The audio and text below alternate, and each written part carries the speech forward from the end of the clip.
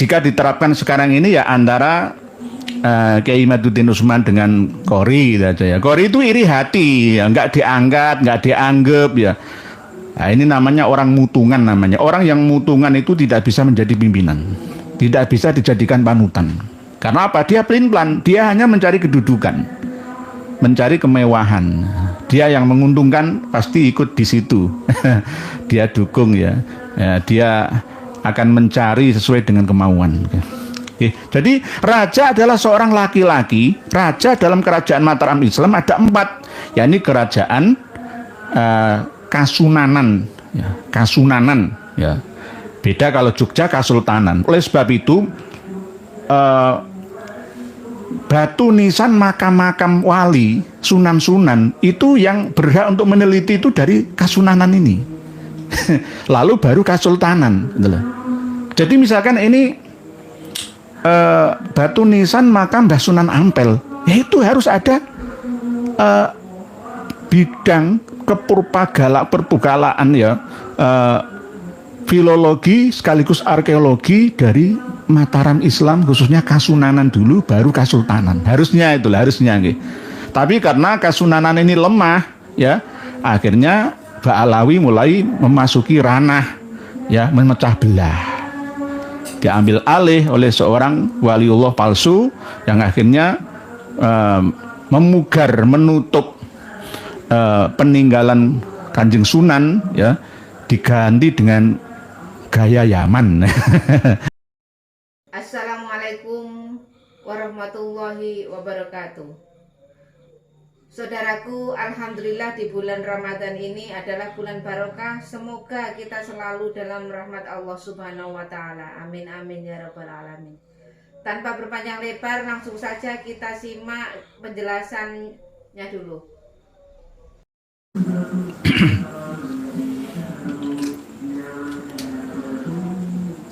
Assalamualaikum warahmatullahi wabarakatuh.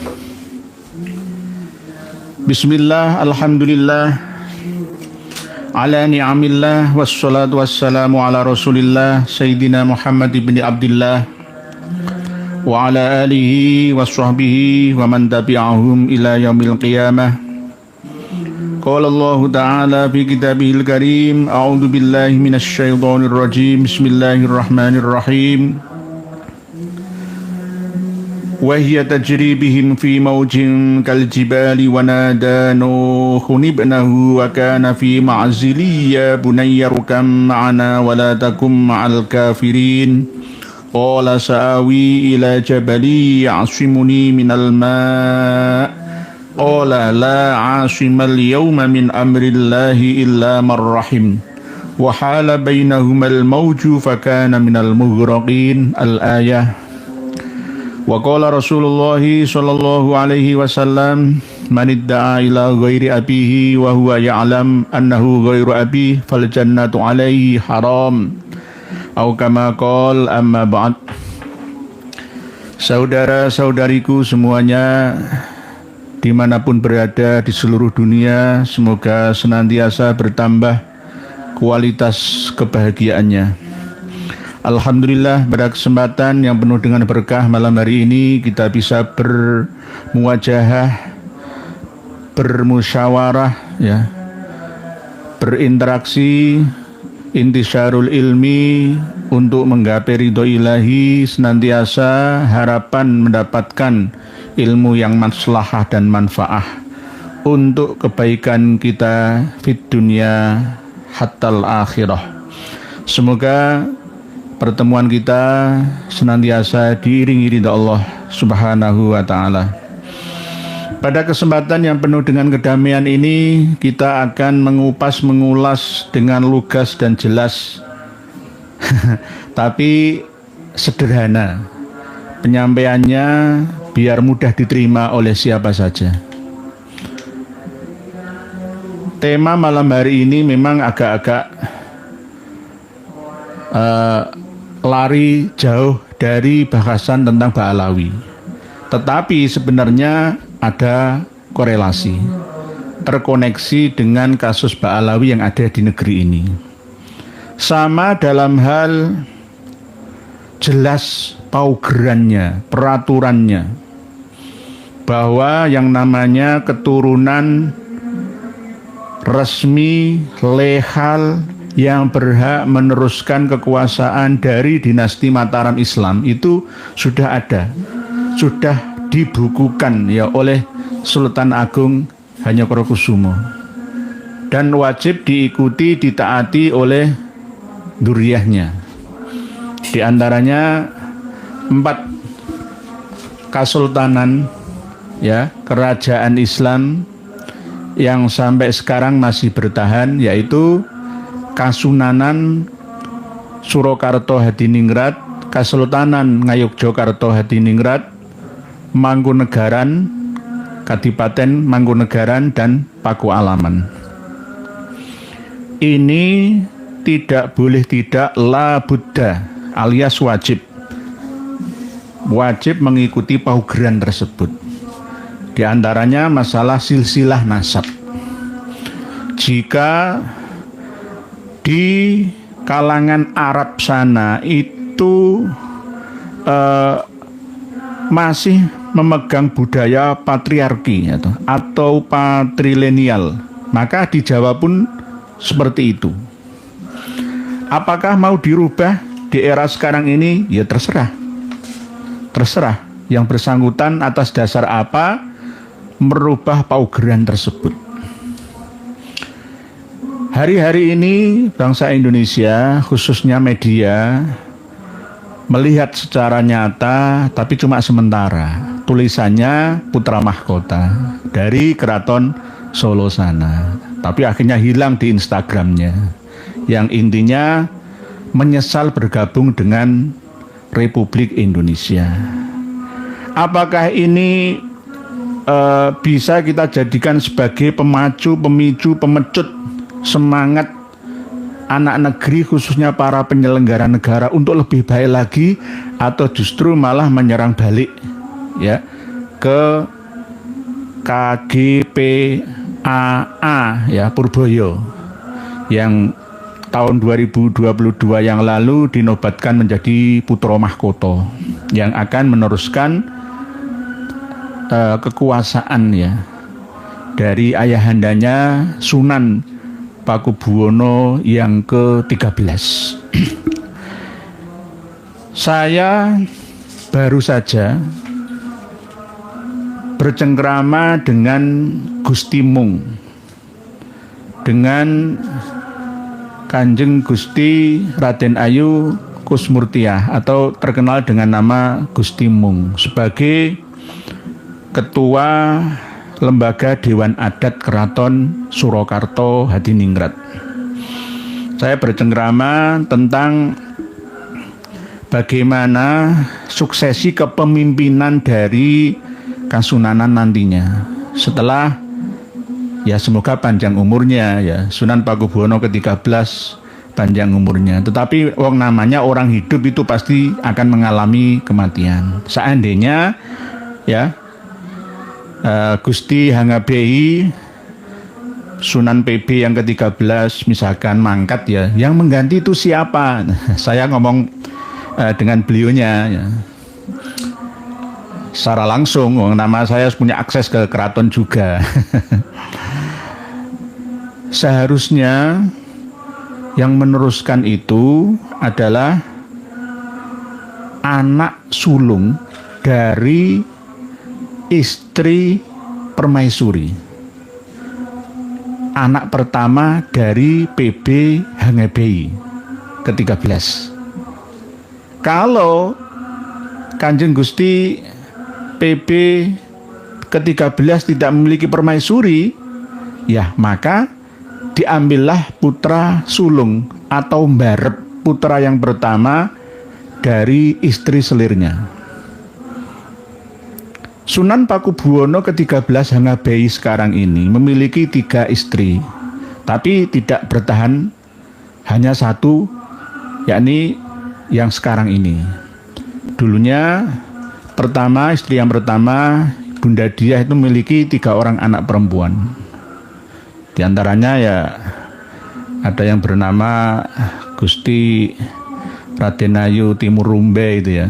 Ya karena memang beliau Sunan Pakubuwono ke-13 dulu sebelum diangkat menjadi Sunan itu pernah bekerja di Riau sana, Rumbe sana, Timur Rumbe. 3 perempuan semua. Terus istri beliau yang kedua memiliki 3 orang anak sebenarnya, tapi yang satu meninggal dunia. Yang pertama itu anak laki-laki, yakni Mas Aryo Suharto. Nah inilah yang saya bicarakan dengan Gusti Mung. Kang Mas Aryo Suharto ini, atau dulunya dapat gelar Mangkubumi ya, sekarang menjadi HNGBI setelah 2022 yang lalu itu. Hampir sama pengangkatannya. Jadi ini akan terjadi kisruh. Oleh sebab itu saya sebagai Kanjeng Raden Tumenggung Hadinegoro ya berhak untuk menasihati jangan sampai suksesi kepemimpinan di Surakarta Hadiningrat ini terus menerus geger sejak wafatnya PB ke-12 ya sampai sekarang, sejak era Cerah Agawe. Jangan sampai terjadi percekcokan, perselisihan ya antara sesama keluarga. Kalau kita mengikuti paugeran ya, aturan tatanan yang sudah ditetapkan oleh pendiri Keraton Mataram Islam, itu raja adalah putra dari raja sebelumnya. Ketika raja meninggal dunia, pengganti raja adalah putra Raja Mbarep atau sulung, anak yang pertama dari garwa permaisuri. PB 12 itu tidak memiliki istri permaisuri ya. Ada yang memiliki permaisuri tapi tidak memiliki anak ya. Terus yang PB ke-13 HNGBI sekarang ini tidak memiliki permaisuri juga. Hanya memiliki garwa selir atau ampil. Lah, PB 12 inilah yang pertama kali kerjasama dengan Pak Soekarno dalam mendirikan bangsa dan negara ini. Tanggal 1 September 1945 ya, pertama kali ikrar ya, mengucapkan ikrar resmi bergabung dengan Negara Kesatuan Republik Indonesia. Sunan Pakubuwono ke-12, ayahnya HNGBI PB ke-13 sekarang ini. Karena PB 12 tidak memiliki putra dari permaisuri ya, tidak mengangkat permaisuri, yang akhirnya rebutan tahta. Setelah beliau meninggal dunia, ada rebutan antara Kanjeng Pangeran Tejowulan ya, sama-sama dari garwa selir ya. Dan HNGBI ini yang pertama akhirnya menduduki tahta ya, sampai Pak Jokowi waktu jadi wali kota Surakarta juga bingung ya bingung untuk mendampaikan itu gimana itu loh. Yang akhirnya harusnya sekarang ini tidak usah gawe ontaran-ontaran lagi. Jadi putra mahkota yang bernama Dik ya, Purboyo ya, yang nantinya akan menduduki tahta, itu sebenarnya menurut paugeran Mataram Islam itu tidak boleh. Tidak harus putra mahkota itu menduduki tahta, tidak harus. Dulu pernah terjadi pada masa-masa sebelumnya. Lah ini harus ada peran dari Kanjeng Gusti Pangeran Puger ya, yakni saudaranya HNGBI sendiri, bekerja sama dengan lembaga Dewan Adat Gusti Mung. Dan ini harus ditaati, tidak boleh. Oh sudah ada paugeran kok. Jika permaisuri tidak memiliki putra, maka akan dipilih putra dari selir raja terdahulu atau anak mbarep, anak yang sulung. Jadi nanti kalau tidak didamaikan seperti ini ya, pihak negara juga kadang kurang cawe-cawe itu. Konflik internal seperti ini harus difahami dengan hati-hati ya, jangan sampai nanti langsung menjas salah semua ya, enggak. Ya memang ya begitulah, rebutan sejak dulu warisan itu ya seperti itu.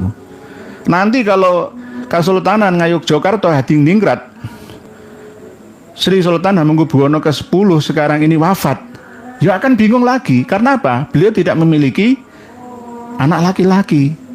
hanya 3 anak perempuan seperti Gus Dur. Tidak memiliki anak laki-laki. Menurut paugeran ini tidak boleh ada sultanah, itu nggak boleh. Ya harus turun ke adiknya, ya Gusti Yudo, harusnya harusnya, ya mohon maaf, ini kan wacana dari seorang Hadinegoro. Hadinegoro itu yang menata negara, menunjukkan Hadi itu menunjukkan ya ini loh sesuai dengan paugerannya. Jadi begitu. Kalau tidak memiliki anak laki-laki turun ke saudaranya, sama seperti Sultan Abdul Aziz, ya Raja Arab Saudi itu, ya turun ke Abdullah, ya lalu ke adik-adiknya ada Sultan Fahad, ya sampai ke sekarang Salman, ya Salman. Nanti kalau karena Raja Salman memiliki anak Muhammad bin Salman, maka ya Muhammad bin Salman ini berhak menduduki tahta ayahnya. Para pemirsa dan pendengar semua, ya mohon maaf, ini kita berbicara Keraton Mataram Islam. Ya perbedaan itu tetap akan ada. Ya sama seperti jika diterapkan sekarang ini ya antara Kiai Imaduddin Usman dengan Qori saja ya. Qori itu iri hati, ya, nggak diangkat, nggak dianggap ya. Nah, ini namanya orang mutungan namanya. Orang yang mutungan itu tidak bisa menjadi pimpinan, tidak bisa dijadikan panutan. Karena apa? Dia pelin-pelan, dia hanya mencari kedudukan, mencari kemewahan. Dia yang menguntungkan pasti ikut di situ. Dia dukung ya. Dia akan mencari sesuai dengan kemauan. Oke. Jadi raja adalah seorang laki-laki. Raja dalam kerajaan Mataram Islam ada 4, yakni kerajaan Kasunanan, ya, Kasunanan, ya. Beda kalau Jogja Kasultanan. Oleh sebab itu batu nisan makam-makam wali, sunan-sunan itu yang berhak untuk meneliti itu dari Kasunanan ini. Lalu baru Kasultanan. Jadi misalkan ini batu nisan makam Mbah Sunan Ampel, ya itu harus ada bidang perpugalaan ya, filologi sekaligus arkeologi dari Mataram Islam, khususnya Kasunanan dulu baru Kasultanan. Harusnya itulah, harusnya gitu. Tapi karena Kasunanan ini lemah ya, akhirnya Ba'alawi mulai memasuki ranah ya memecah belah. Diambil alih oleh seorang waliullah palsu yang akhirnya memugar, menutup peninggalan Kanjeng Sunan ya, diganti dengan gaya Yaman. Seperti makam Mbah Said Ali Rahmat Ngampel Surabaya. Jadi begitu. Jadi kerajaan Mataram Islam 4 ini dari laki-laki ya. Dalam budaya Jawa ini harus ada 3 hukum. Hukum positif adat ya, hukum agama dan hukum negara yang harus dijalankan di keraton Kasultanan, Kasunanan, Mangkunegaran, Pakualaman.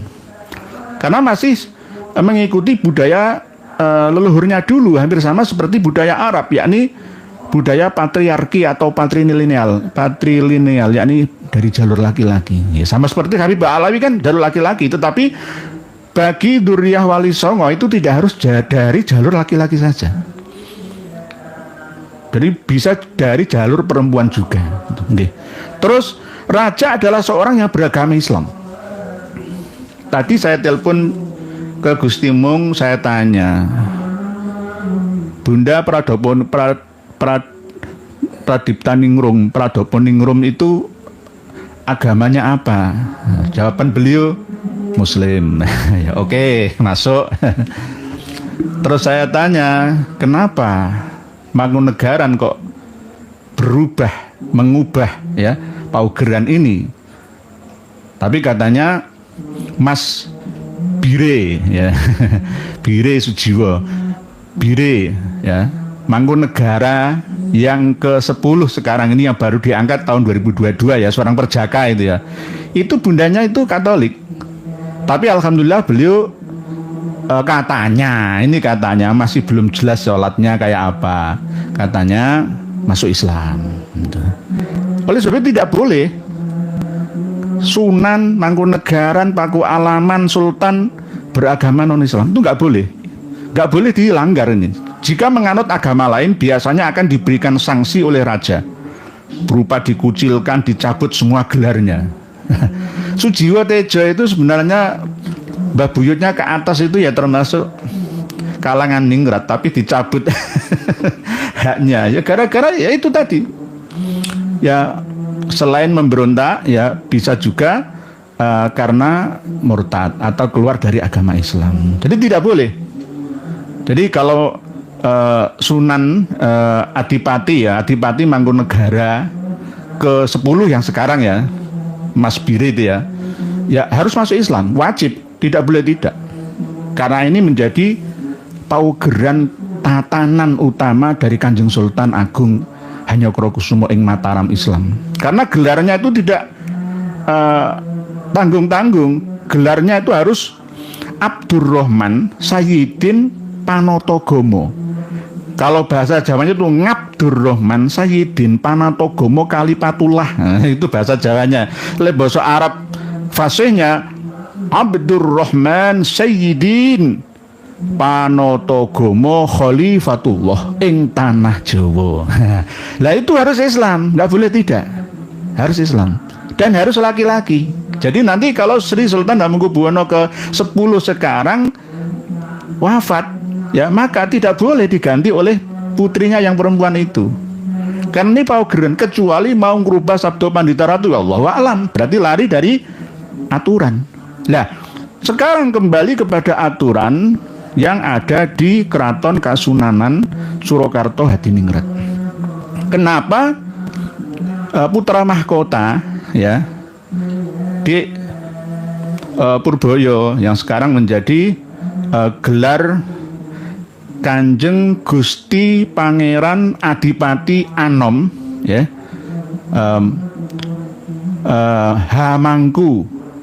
Hamangkunegara, bukan Mangkunegara, beda, ada hanya. Jadi antara Pakubuwono dengan Hamengkubuwono beda.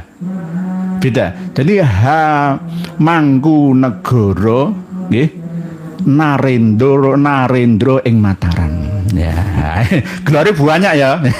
Gelarnya banyak ya. Inilah yang saya nasihati, jangan hanya mengandalkan nasab. Ya. Ayo kasat. Ayo berusaha ya. Nanti seandainya tidak menjadi pewaris tahta ing Mataram Islam Kasunanan Surakarta Hadiningrat ya nggak apa-apa. Tapi kalau menurut paugeran harusnya nanti yang meneruskan adalah KGPH Mangkubumi yang tahun 2022 dibaiat ya oleh LDA dan seluruh raja-raja di Nusantara menjadi gelar Hangabehi. Lah, nanti seperti apa? Ini tugasnya Gusti Mung dan kawan-kawan, Gusti Puger dan teman-teman. Jadi sebenarnya ini kan hanya simbol saja, nguri-uri budaya gitu saja. Lah, khawatir saya kan kalau ini cerah agawe bubrah, mudah dipecah belah, lalu Mbak Alawi masuk ke dalam rumah keraton, sama seperti Habib Lutfi bin Yahya yang ketemu dengan Gusti Sunan Pakubuwono ke-13 mencium tangannya Habib Lutfi. Habib Lutfi kan di atasnya ya. Lebih mulianya Habib Lutfi daripada Sri Sunan Pakubuwono ke-13 Hangabehi. Lah ini akhirnya kan dilemahkan itu loh, ditundukkan. Gara-gara saya juga dari keraton, wah itu loh masih hebat saya. Baru-baru ini anak kecil cucunya Habib Lutfi bin Yahya, Zaidan bin Yahya ya kan. Foto pada waktu penobatan kemarin, mohon maaf nggih Kanjeng Ratu, Gusti saya pas penobatan kemarin nggak bisa rawuh karena banyak kegiatan sendiri. Pamer foto-foto seakan-akan diundang, saya diundang langsung resmi tapi saya nggak hadir, mohon maaf. Sebenarnya saya ini balelo, bukan balelo karena waktu yang tidak bisa saya putar kembali ya karena tugas yang begitu banyak dan berat ya. Foto-foto seakan-akan pakai pakaian Jawa lah, kowe iki wong Portugis ya. Wong Arab campur ora jelas ya. Bin Yahya Ba'alawi atau non Ba'alawi ora jelas mencoba masuk ke Jawa. Nanti suwe-suwe ya ada gelar non itroh atau trah, alias gelar dari luar karena jasa mungkin. Akhirnya dapat gelar Kanjeng Raden Pangeran Zaidan bin Yahya. Bisa juga. Mau semua. Oleh sebab itu saya pesan kepada Gus Timung dan kawan-kawan harus selektif. Tidak boleh semua orang diobral gelar-gelar ini, harus mahal. Kalau di Keraton Kasunanan Surakarta Hadiningrat, KRT itu masih ya cukup tinggi tapi tidak terlalu tinggi. Berbeda dengan Kasultanan Ngayogyakarta Hadiningrat. Kalau sudah KRT seperti Sumodiningrat, ya wah itu sudah kelas panglima perang.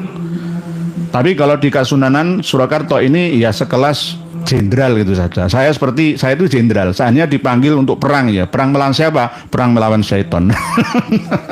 Saya siap harus menggunakan pakaian perang ya.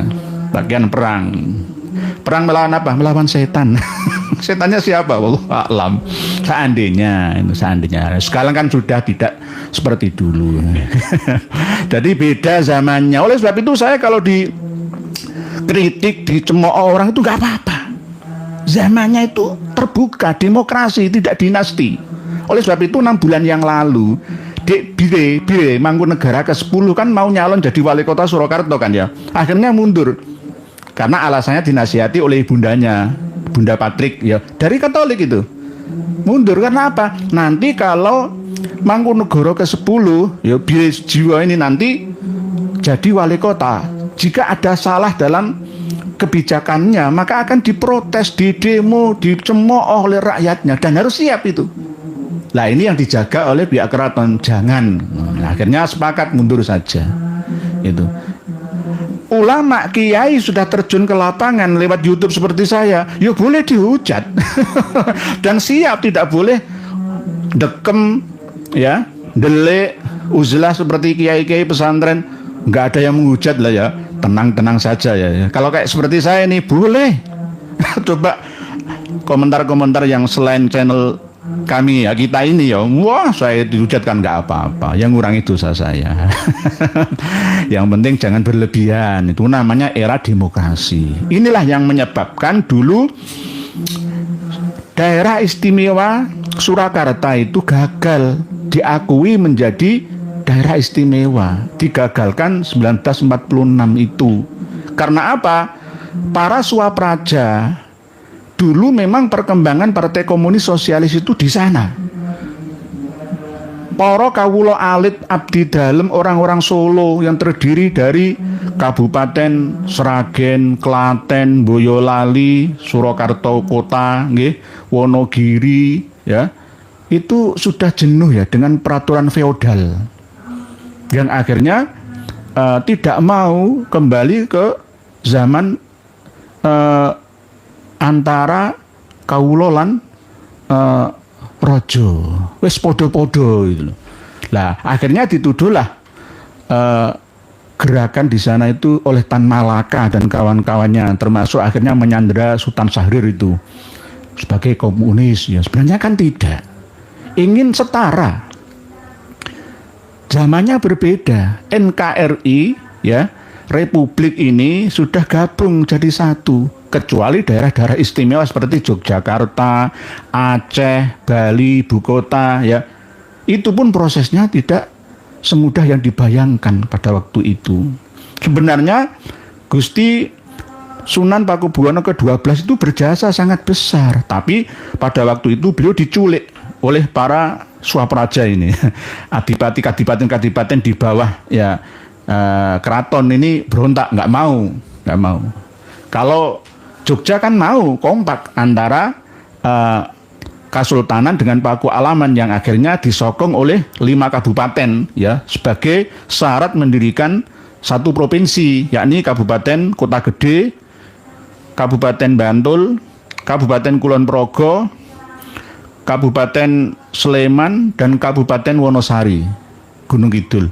Kompak akhirnya jadilah satu provinsi daerah istimewa Yogyakarta. Tapi kalau daerah istimewa Surakarta ini ruwet bin bulet, sulit dan rumit gara-gara Swapraja ini tidak setuju. Ketika mencari dukungan itu akhirnya masuklah ya sosialis. Nah, paham sosialis itu ingin setara, nggak mau ditindas itu, nggak kasta-kasta. Raja itu kan kasta-kasta. Ini yang tidak boleh ditiru oleh sistem pondok pesantren. Ya, sistem pondok pesantren harus setara, saling menghormati satu sama lainnya. Kiai nggak ada santrinya, buat apa pondoknya? Ya sama saja. Oleh sebab itu kiai butuh santri, santri butuh kiai, saling membutuhkan. Ya, simbiosis mutualis, saling membutuhkan satu sama lain. Nah, di pihak keraton Kasunanan ini beda. Waktu itu mau lolos ya daerah istimewa Surakarta, tapi akhirnya sekelas Perdana Menteri ya wakil ya, setelah diculik Sunan Pakubuwono ke-12, patihnya juga diculik dan dibunuh. Perdana Menterinya diculik dan dibunuh. Yang akhirnya alasan Presiden Soekarno alasan kekacauan, ya, pemberontakan dari Suwapraja di bawah Kasunanan, ya, akhirnya tidak jadi menjadi daerah istimewa. Lah inilah yang mungkin dikeluhkan oleh putra mahkota di Purboyo, ya, KGPAA, Hamangku Narendra ing Mataram. Oleh sebab itu, Mas, saya nasihati panjenengan jangan mengandalkan faktor keturunan, karena nanti jika tidak keturutan ya akan membuahkan kekecewaan. Dan juga harus ada kerukunan, kekompakan. Kekompakan, jangan ada perselisihan ya sampai gontok-gontokan, malu dilihat oleh rakyat ini. Dimanapun selalu ada yang namanya hubbud dunya, hubbul imamah, hubbur riyasah, hubbul jah. Tidak hanya di 4 keraton ini saja, tapi juga di Cirebon, di Banten ya sama saja, di Madura ya sama saja, di mana-mana, di Aceh, semua itu seneng kepingin jadi pengarep, ya. Oleh sebab itu, ayo tunjukkan ya akhlakul karimah, bisa menjadi contoh bagi ummah dan masyarakat. Jangan sampai pukul-pukulan, dobrak-dobrakan, itu malu. Oleh sebab itu, Kang Mas Fadlizon ya, Menteri Kebudayaan kemarin sudah meninjau Songgo Buwono ya mau membantu renovasi. Sebenarnya kan sudah setiap berapa tahun sekali itu dicairkan dana dari pemerintah untuk perawatan ya keraton-keraton tersebut ya, karena memang Kasunanan Surakarta ini kan ya keuangannya beda dengan Kasultanan Ngayogyakarta Hadiningrat. Para pemirsa dan pendengar semua, ini gara-gara apa? Gara-gara siapa? Ya gara-gara Belanda. Dulu dipecah gara-gara perjanjian Giyanti dan Salatiga antara Pangeran Mangkubumi yang akhirnya menjadi Sultan Hamengkubuwono pertama, Pangeran Sambernyowo yang akhirnya minta juga wilayah yang ada di Karanganyar, Wonogiri, Baluwerti ya, dan Mangkunegaran, minta wilayah juga, akhirnya menjadi Mangkunegoro, Praja Mangkunegoro. Dan dengan Sunan Pakubuwono yang kedua, perjanjian Giyanti itu siapa? Yos, Belanda yang campur tangan.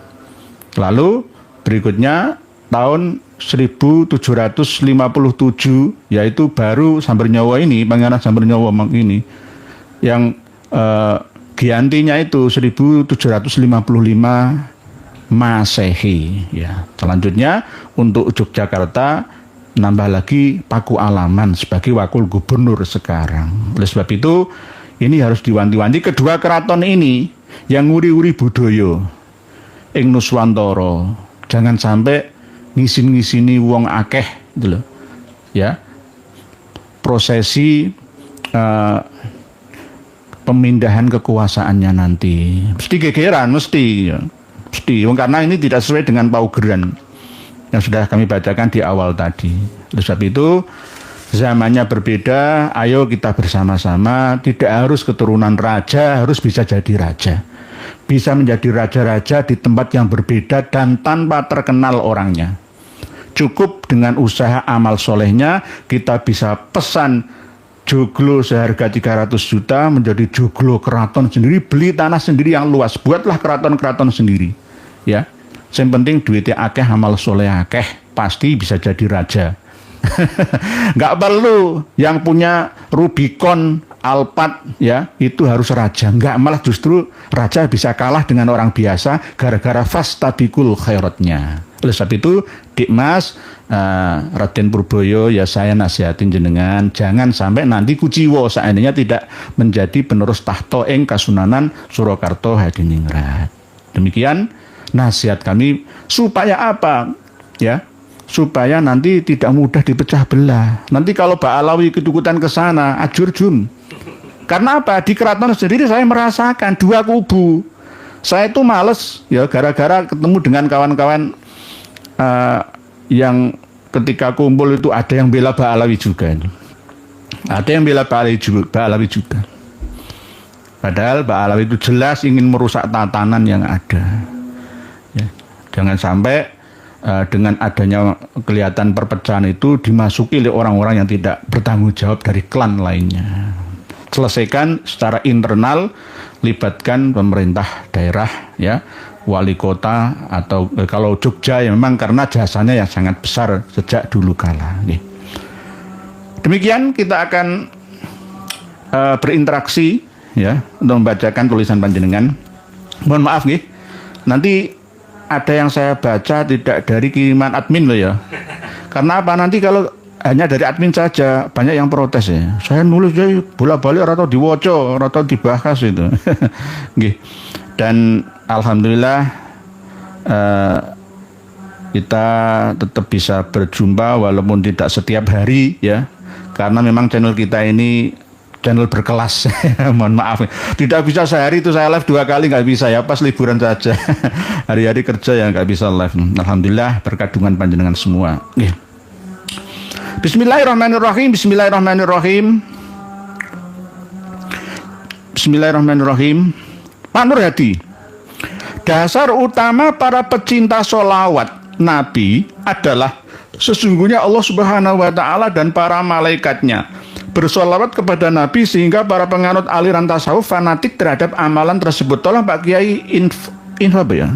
Infonya mungkin begitu nggih Pak Nur Hadi ya.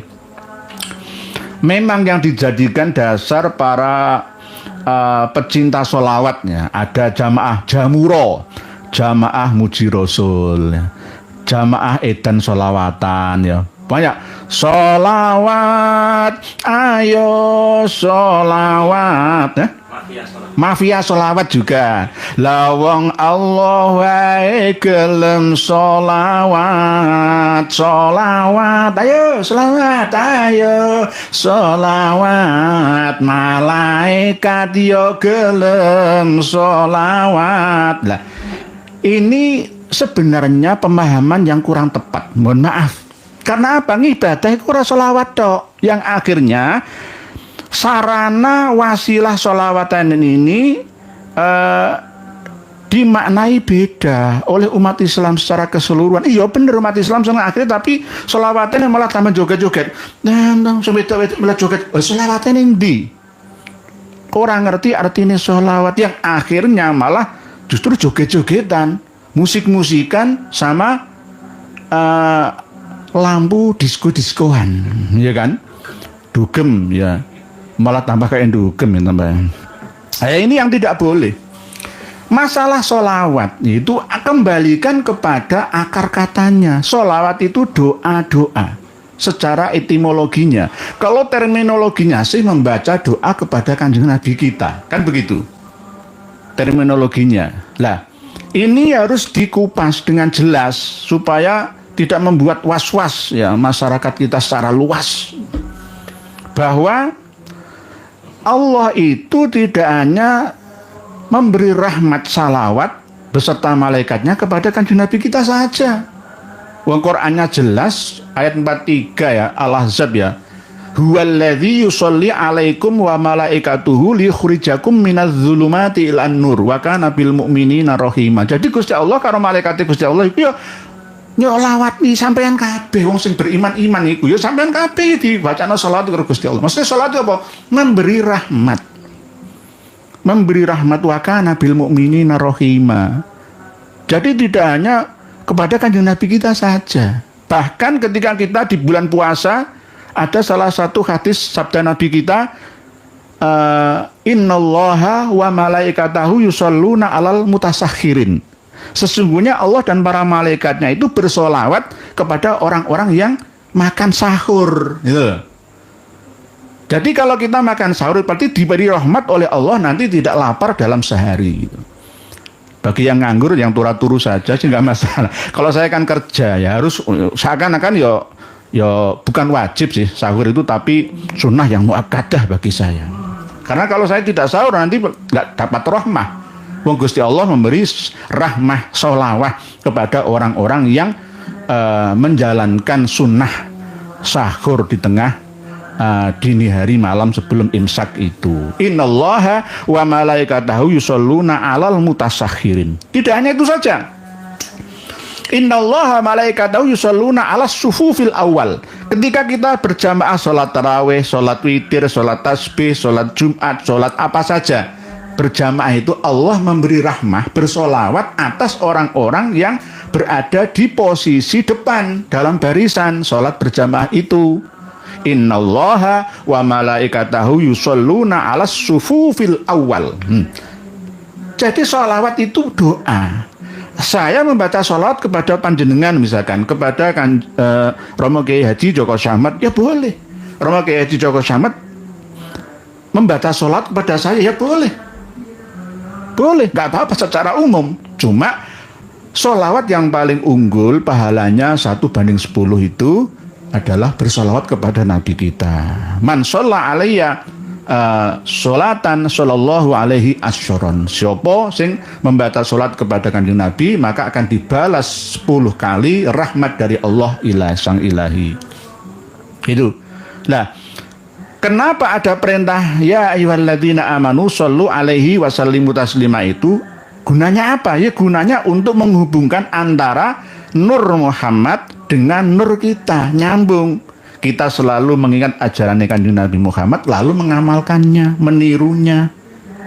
Jangan hanya mengandalkan ibadah yang paling mulia ini, tidak ada bandingannya kecuali satu, sholawat. Keliru, enggak begitu. Ibadah itu banyak variasinya. Ini namanya fanatik buta. Sama dengan ketika kita memiliki keyakinan atau prinsip, seandainya tidak ada Quran hadis, kitab Ihya Ulumuddin karya Imam Ghazali itu cukup untuk kita pegang sebagai landasan hidup kita dalam beragama. Ini namanya apa? Ini namanya berlebihan. Tidak boleh seperti itu. Namanya menggiring ya keyakinan yang buta. Ya tidak boleh diikutinya seperti ini. Oleh sebab itu sholawat itu ayo sholawat, nggak apa-apa sholawat. Cuma jangan sampai berlebihan sehingga menjadikan sholawat itu sebagai tolak ukur secara keseluruhan dalam ibadah kita kepada Tuhan, yang menafikan ibadah-ibadah lainnya. Sholawat kita tidak menafikan, ya memang ada perintahnya, ada fadilah sholawat ini itu ada jelas. Tapi jangan hanya satu-satunya. Nanti akan di framing jahat oleh non muslim. Loh iku loh, Nabi ini umat Islam iku loh, ya jaluk dongane umate. Lagi nek Yesus itu loh langsung menebus dosa umate, menjamin surga umate. Lagi berarti Nabi ini kurang sempurna lah. Akhirnya akan dituduh seperti itu. Lawang Nabi kok njaluk donga umate? Enggak seperti itu. Ya ayyuhalladzina amanu shollu alaihi wasallimu taslima itu untuk menghubungkan, mengingatkan kita selalu dengan nur Muhammad, ya ajaran kanjeng Nabi Muhammad dengan nur kita, lalu nyambung dan kita senantiasa mengikuti apa yang menjadi tuntunannya. Kita menjadikan beliau Rasulullah SAW sebagai uswatun hasanah bagi kita semua. Begitu, nggih Pak Nurati. Kok lama ya? Panjang ya Mas. Mohon maaf nggih, saya tak minum. Bismillahirrahmanirrahim.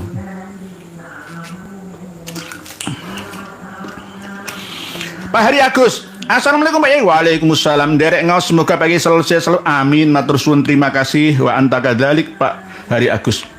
Bu Senzeta, assalamualaikum warahmatullahi wabarakatuh. Dimanapun kita hidup, pasti ada kekurangan dan kelebihannya. Saya bersyukur hidup di Indonesia dengan segala problemnya, karena tidak ada hidup di dunia, memang tidak ada yang sempurna. Nggih, Bu Zenzeta, memang beda kualitas kebahagiaan kita itu pada rasa syukur kita. Kalau kita memiliki rumah 4, anak-anak sudah kita kasih rumah semua, ya. Itu seakan-akan kita itu puas dalam hidup kita, sukses ya. Ison jumenengno anak-anak kita. Tapi kalau tidak dilandasi dengan rasa syukur, ya, akan menjadi kufur, ya maka inna adzabi lasyadid, kata Allah Ta'ala. Maka nelongso ya, sifat gresulo ini akan terus menjadi siksa beban bagi diri kita. Apa yang disampaikan oleh putra mahkota Raja Surakarta ini ya ada benarnya, ada salahnya. Salahnya di mana? Itu tidak seharusnya diucapkan oleh putra mahkota. Ya tidak diucapkan, cuma dituliskan hanya sementara. Setelah itu hilang dari peredarannya ya. Lalu dijelaskan oleh Kang Mas Dhani ya, pengageng keraton juga, ditafsiri dengan sarahnya.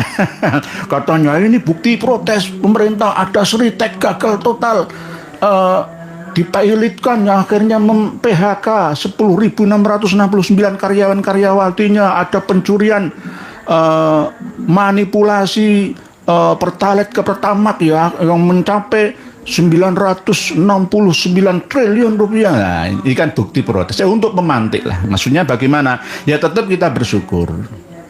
Tapi bagi para penyelenggara negara, mulai dari RT sampai presidennya, harus jadikan ini sebagai pemicu untuk semakin baik dan lebih baik lagi seterusnya dalam mengabdi kepada bangsa dan negara. Jangan dilihat dari segi negatifnya. Jadi Kang Mas Purboyo ini, Dik Mas ini juga ya ada benarnya. Itu salahnya itu ya karena ini kan beliau termasuk jadi sorotan publik gitu loh ya.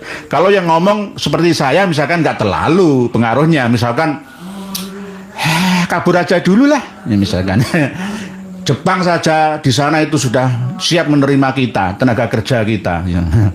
Indonesia ini gaji kecil, ya sulit cari kerja. Dapat kerja gaji kecil sekali hasilnya. Pajaknya gede, diuber-uber, tidak ada sejengkal tanah pun dipajeki. Seharusnya pajak itu jangan memberatkan. Uber-uber itu masih duitnya akeh. Ya, konglomerat Indonesia itu uberan itu loh. Koruptor itu miskinkan, rampas hartanya, kembalikan ke negara.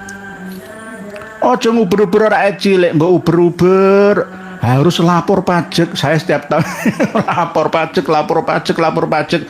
ya. Nah ini di sisi yang lain ya, banyak orang yang kekurangan duit, banyak hutangnya. Di sisi yang lain juga banyak yang kaya raya bingung dengan uangnya. Nah inilah yang orang-orang Eropa, Amerika, Australia, Singapura, ya Jepang, Korea, Rusia, Cina sana itu heran. Indonesia itu nggak sebanding ya.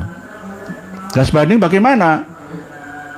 Jomplang, sing sugih semakin sugih, sing melarat semakin melarat. Nah ini yang tidak boleh. Tidak boleh. Agama itu harus selain agamis, ya harus nasionalis dan sosialis. Tiga-tiganya ini. Dulu Pak Karno itu sempat mau menasakom, tapi salah arti. Akhirnya diartikan sebagai komunis lah. Akhirnya keliru. Pak Karno dulu itu ya benci sama orang-orang Arab, Ba'alawi sama Al-Irsadi yang kita ngandalkan, wah kujubannya itu Islam Sontoloyo. Pak Karno pernah berkata gitu, Islam Sontoloyo. Jadi kalau Pak Karno masih hidup misalkan ya, lihat perilaku Al-Mu'min Kruki ya misalkan ya. Itu apa? Islam Sontoloyo. Karena apa? Islamnya itu berwawasan sempit. Ya. Berwawasan sempit. Ya mohon maaf, maafkan saya yang bodoh ini. Banyak yang seperti itu. Kita aku Sayyid, aku keturunan Nabi. Bodohi wong-wong akeh sa Indonesia diapusi, dikibuli. Ya, inilah yang harus kita benahi bersama. Nggih, begitu nggih. Tadi Bu Zain Setan. Jadi ya tetap di sinilah kita hidup, nanti kita juga akan mati, ya. Di sini kita harus bersyukur, nggih. Bu Zain Zeta, waalaikumsalam, dari Pamekasan, Madura. Maulina Altofiani, Pak Kiai pernah menyampaikan kalau Kan'an itu bukan anaknya Nabi Nuh.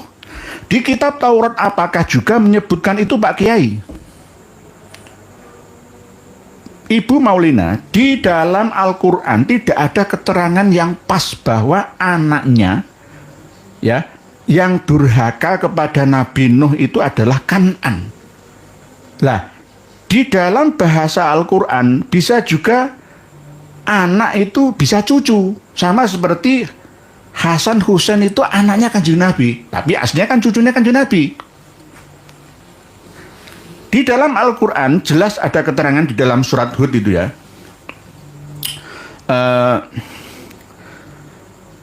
Keterangannya tentang wahya tajri bihim fi maujin kal jibali wa nada nuhun ibnahu,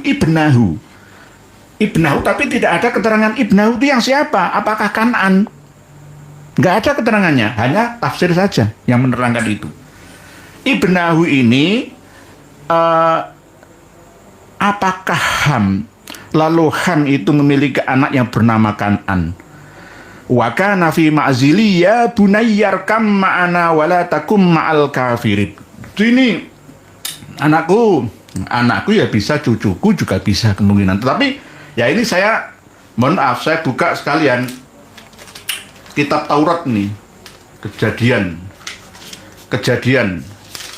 Kejadian di sini tidak menyebutkan tentang adanya anaknya Nabi Nuh yang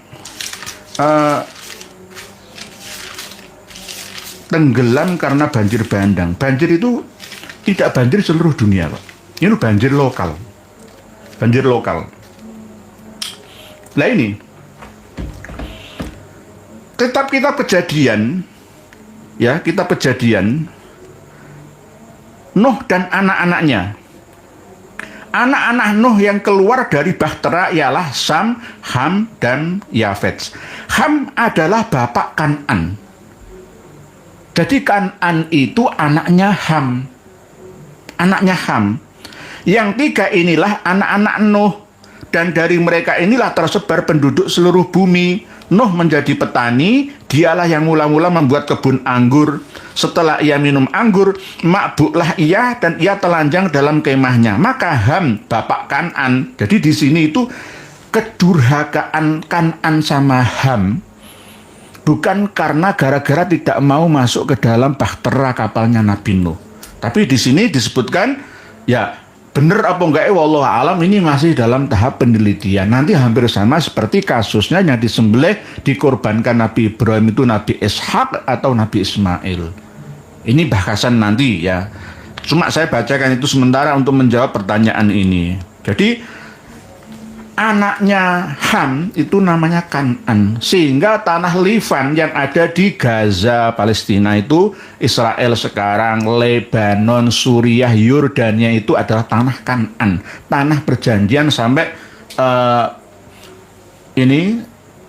setelah nyabrang dari terusan Suez itu Bukit Tursina itu ada padang pasir, ya, Sinai itu. Nggih, jadi begitu, nggih. Jadi menurut Taurat begitu. Kalau menurut Al-Quran tidak menerangkan tentang ibnahu itu apakah Kan'an atau Ham. Jadi sementara begitu, nggih, Bu Maulina ini, nggih. Jadi beda antara Taurat dan Al-Quran, ya, beda. Tapi Al-Qurannya sebenarnya tidak beda, cuma beda tafsirannya saja, nggih. Bu Felpi Juice, Assalamualaikum warahmatullahi wabarakatuh. Karena kemiskinan anak-anak bangsa tidak dapat berkarya apalagi dalam bidang teknologi, Indonesia emas semua hanya tinggal mimpi-mimpi. Nggih, Bu Felpijus, kita ini masih tertinggal jauh, ya, dalam peradaban beragama. Contohnya apa? Ya, kayak seperti malam bulan Ramadan seperti ini. Ada yang masih tadarusan sampai jam 12 malam. Disetel begitu kerasnya di speaker luar. Ya, ada yang taraweh itu dimasukkan ke speaker luar. Ini termasuk bagian daripada peradaban-peradaban Islam yang lemah dalam memahami konteks daripada rahmatan lil alaminya Islam itu sendiri. Bukan berarti saya benci pengeras suara toa, itu enggak. Sudah ada edaran sejak lama, masa diulang-ulang setiap tahunnya. Cara penggunaan pengeras suara toa luar itu untuk apa saja. Speaker dalam itu untuk apa saja. Ada yang seenaknya ya, mulai jam 5 sore sampai maghrib itu nyetel Quran antara dikeras-keraskan seakan-akan udara yang ada di kampungnya itu milik sendiri. Bayangkan ya, kalau satu kampung ada satu masjid, ada 10 musola, semuanya nyetel bareng-bareng, nggak rahmatan lil alamin lagi. Cukuplah 15 menit sebelum adzan maghrib atau 10 menit saja. Gunakanlah pengeras suara secara bijaksana. Rakyat Indonesia kita ini kadang-kadang yang masih tertinggal jauh peradabannya. Itu peradaban yang kecil-kecil seperti ini saja banyak yang terabaikan. Apalagi ketika kita hidup bertetangga, bersosial, ya. Di depan rumah kita parkir mobil kita seenaknya. Kadang-kadang tanpa izin RT, RW, LKMD, LKMK, ya, kelurahan buat polisi tidur seenaknya, itu jalan umum. Pas acara pribadi mantenan, ya, 3 hari 3 malam nutup jalan umum tanpa mengasih solusi jalur yang sepadan. Nah, ini kan dolim. Ini tidak diperhatikan. Katanya saya sudah izin RW kelurahan, tetap gak bisa. Ini hukum alam. Kalau mau menggunakan fasilitas umum jalan raya, ya, itu pas di luar jam kerja atau cukup 3 jam saja. Sama seperti nyewa hotel itu, nyewa di hotel itu ya, nyewa gedung. Itu kan dibatasi, rampungnya harus bersih, diusir. Mau nambah bayar, gitu. Lah ini ada yang secara kayak nggak ada beban ya. Hura-hura suka goyang-goyang, nutup jalan umum. Kalau sepeda motor bisa belok langsung 180 derajat dari mobil, beloknya gimana? Nah, ini bagian kecil ya, contoh gitu Bu Felby Juice, bahwa gara-gara ya ini kita ini sendiri yang masih belum mau untuk mengoreksi ya pemahaman kita tentang hidup beragama. Jadi seakan-akan kita hidup seenaknya, semau gua gitu. Jadi tinggal mimpi, Bu Felby Juice, kalau kita mau maju ke depannya, harusnya 2030 yang akan datang, orang paling kaya di Indonesia ini harus umat Islam. Harus umat Islam, sehingga mampu menciptakan lapangan pekerjaan buat seluruh umat manusia, tidak hanya umat muslim saja, semuanya diayomi, ya. Nah, gitu. Kalau yang paling kaya di Indonesia ini umat Islam kan ya nggak mungkin serakah lah ya. Misalkan yang kaya paling kaya, misalkan saya, misalkan, ya buat apa ini? Begitu, Jadi untuk anfa'uhum linnasnya itu yang didahulukan. Bu Arfi Fadilah. Assalamualaikum warahmatullahi wabarakatuh. Sekarang zamannya republik, bukan zaman kerajaan lagi. Kenapa putra mahkota Solo menyesal gabung ke NKRI? Apa dia mau mendirikan negara kerajaan dan menguasai tanah Jawa? Enggak. Inilah kadang-kadang harusnya anak-anak raja itu keluar dari sana, gitu. Jadi pengusaha di Yordania sana, itu top. Lah ngulet nang kono nanti rakyat berkembang. Ya, dulu itu Keraton Kasunanan Surakarta di tepi Bengawan Solo itu 127 hektar loh ya dulu itu. Sampai Baluwerti, sampai luas dulu itu. Nah, sekarang kan banyak aset yang dikelola oleh negara sekarang ya. Jadi kekayaan keraton itu tidak seperti aset Raja Jogja. Beda. Seandainya aset-aset keraton itu dikembalikan ke keraton, dikelola oleh keraton, insya Allah nanti diperjuangkan Gusti Mung, Ketua LDA, diperjuangkan untuk dikelola secara internal, nanti tetap setor pajak ke negara. Jadi begitu, jangan hanya ngarep-ngarep bantuan dari negara. Ya kalau cair 8 miliar nggak apa-apa. Ya kalau untuk gaji abdi dalam, perawatan, kebersihan, semua kan yang cukup mahal lah. Cukup mahal. Begitu Bu Arfi Fadilah, terus panjenengan, zamannya beda.